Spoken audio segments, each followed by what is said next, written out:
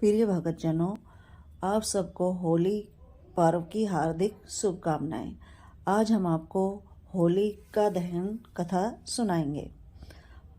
होली का त्यौहार हिंदू समुदाय के प्रमुख त्योहारों में से एक है।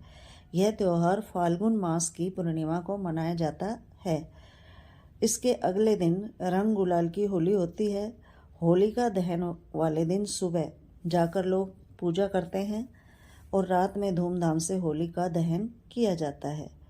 दोस्तों, जो धार्मिक मान्यताओं पर आधारित है। होली के पीछे एक कहानी जुड़ी हुई है।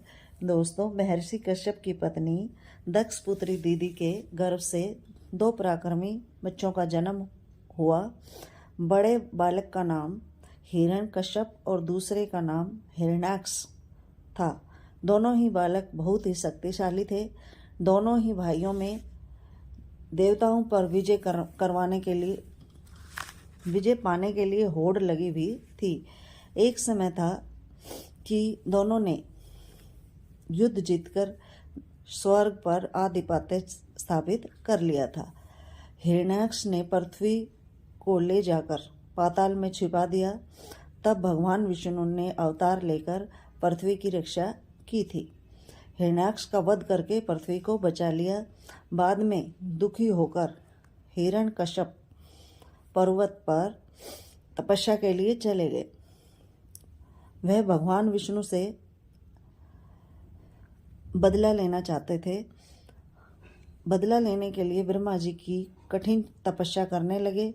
तभी इंद्र आदि देवताओं ने उसके राज्य पर आक्रमण कर दिया और उसे राज्य विहीन कर दिया। दैत्य इस युद्ध से पराजित होकर परलोक में जाकर छिप गए। हिरण्यकश्यप की पत्नी को बंदी बना लिया। उसने कहा, देवराज इंद्र, मैं गर्भवती हूँ, मुझे छोड़ दो। देवराज इंद्र ने कहा, अगर तुम्हें छोड़ देंगे तो एक राक्षस और जन्म लेगा।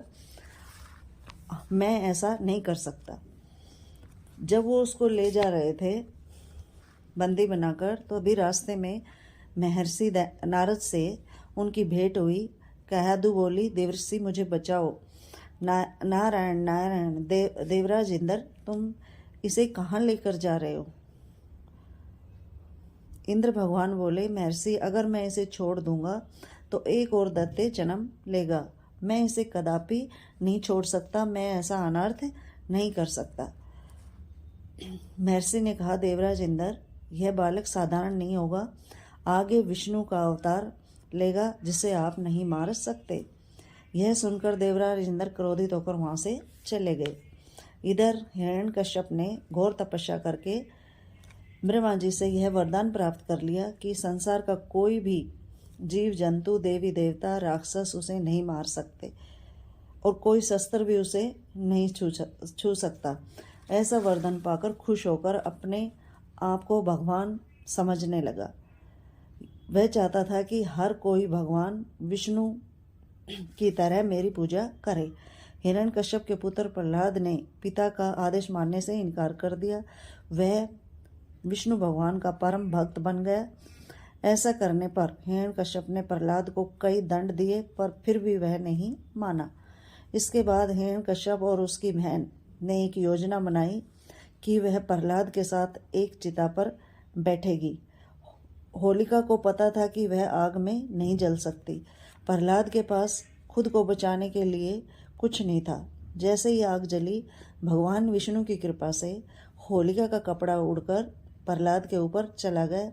इससे होलिका की जान चली गई और प्रहलाद बच गया। यह कारण है कि होली का त्यौहार बुराई पर अच्छाई की जीत का प्रतीक माना जाता है। होलिका दहन के दिन एक पवित्र अग्नि जलाई जाती है दोस्तों, जिसमें सभी तरह की बुराई, अहंकार और नकारात्मकता को जलाया जाता है। उसके अगले दिन हम अपने प्रियजनों को रंग लगाकर त्यौहार की शुभकामनाएं देते हैं और इसके साथ ही नाच गाने और स्वादिष्ट व्यंजनों के साथ इस पर्व का आनंद लेते हैं। दोस्तों, आप सभी को होली के त्यौहार की बहुत बहुत शुभकामनाएं। धन्यवाद।